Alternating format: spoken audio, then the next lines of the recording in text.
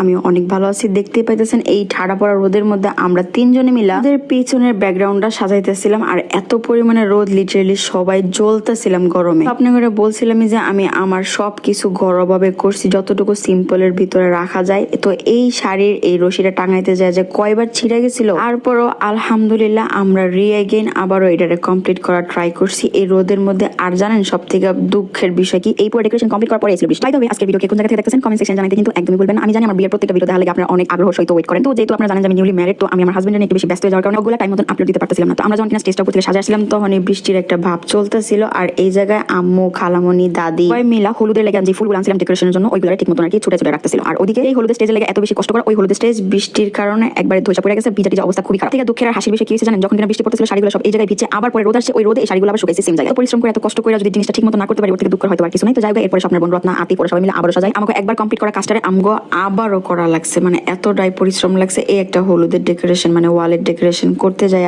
আলহামদুলিল্লাহ ওরা প্রত্যেকটা জিনিস খুব ফাইনলি করতে পারছে, এর জন্য আমি অনেক বেশি ব্লেসড। আমার হলুদের ডেকোরেশনটা ছিল এইরকমই, মানে সিম্পলের ভিতরে যতটুকু সাজানো যায়। আর ডালা যখন সাজাইতেছিল এরকম হলুদ তুল বাড়তেছিল, আমি ছিলাম রুমের ভিতরে, কারণ অনেক বেশি টায়ার্ড। আর যেহেতু আমার রেডি হইতে অনেকটা সময়ের প্রয়োজন, আমি তেমন একটা খেয়াল করতে পারিনি। আমার ফোন থেকে ভিডিও করছে, আমি এটাও করতে পারবো না। এই জায়গায় দেখতেছিলাম আম্মু হলুদ বাড়তেছে, মাশাআল্লাহ জিনিসগুলো দেখে এত ভালো লাগে কাজ করতেছে ভিতরে। এবার কত স্বপ্ন জল্পনা কল্পনা, আলহামদুলিল্লাহ প্রত্যেকটা জিনিস ফুলফিল হয়েছে। আফসোস একটা, আমার বিয়ের ডেট ঠিক হওয়ার আগেও কিন্তু বৃষ্টি একটা ওয়েদার ছিল, ঠান্ডা ঠান্ডা ছিল। যেদিন কিনা বিয়ের ডেট ঠিক হয়ে গেল, প্রোগ্রাম স্টার্ট হয়ে গেল, আর শুরু হয়ে গেল ঠাডা পড়া গরম। এই মোমেন্ট গুলো একটু বেশি সুন্দর। দাদিকে দেখেন বড় খালামণি হলুদ ছোঁয়া দিতেছিল, গালি ঘষাঘষি করতেছিল, এগুলো নিয়ে আম্মু সবার কি হাসা। এরপরে হইতেছে হলুদ তুল বাটার পরে ওরা সবাই যারা ছিল আমার ফ্রেন্ড সার্কেল, আমার বোনরা সবাই মিলে হইতেছে ফল টল এগুলো রেডি করতেছিল, যেহেতু হলুদ স্টেজের মধ্যে এগুলো লাগে। অল্প সময়ের ভিতরে সবাই প্রত্যেকটা জিনিস কমপ্লিট করছে, মাশাআল্লাহ দেখে অনেক ভালো লাগতেছিল। আমি তো এই জায়গায় আইতেই পারিনি, কারণ আমি রেডি হতে ব্যস্ত ছিলাম। যাই হোক, এমন করে হইতেছে আজকের ব্লগটা এই জায়গায় শেষ। ফাইনালি জাস্ট খালি হলুদের ভিডিও আর বিয়ের ভিডিও ইনশাআল্লাহ খুব সুন আইবো। আর যারা কিনা ঘরে বসে ইনকাম করতেছেন তারা এই ভিডিওটা একটু দেখেন। তো ফ্রেন্ডস, যখন আবার সরাসরি চলে যাচ্ছে মোবাইল স্ক্রিনে, তো দেখতে